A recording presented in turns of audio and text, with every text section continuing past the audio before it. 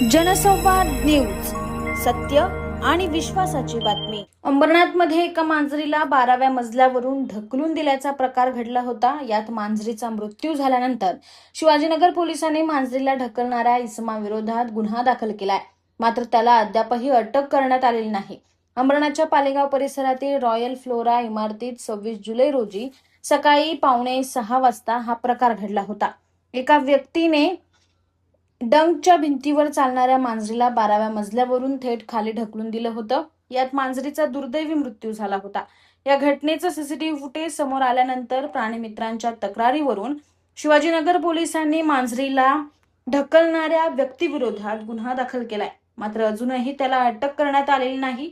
या व्यक्तीचा मुलगा हा सोसायटीच्या कमिटीवर असून त्यामुळे सोसायटीकडून त्याला वाचवण्याचा प्रयत्न केला जात असल्याची चर्चा आहे।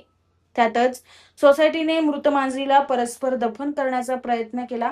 मात्र प्राणीमित्रांनी मांजरीला पुन्हा बाहेर काढून शवविच्छेदनासाठी पाठवलं। या सगळ्या प्रकरणी आता शिवाजीनगर पोलीस मांजरीला ढकलणाऱ्या व्यक्तीला अटक कधी करतात हे पाहणं महत्त्वाचं ठरणार आहे। शिवाजीनगर पोलीस ठाणे हद्दीमध्ये रॉयल फ्लोरा फेज 2 या ठिकाणी 26 तारखेला सकाळी 5:45च्या वेळेला एक इसमाने मांजरीला वरून 12व्या मजल्यावरून खाली फेकून दिलं त्यांनी। त्यानंतर ती मयत झाली त्याच्यातून। तर याबाबत आम्ही गंभीर दखल घेतली आहे।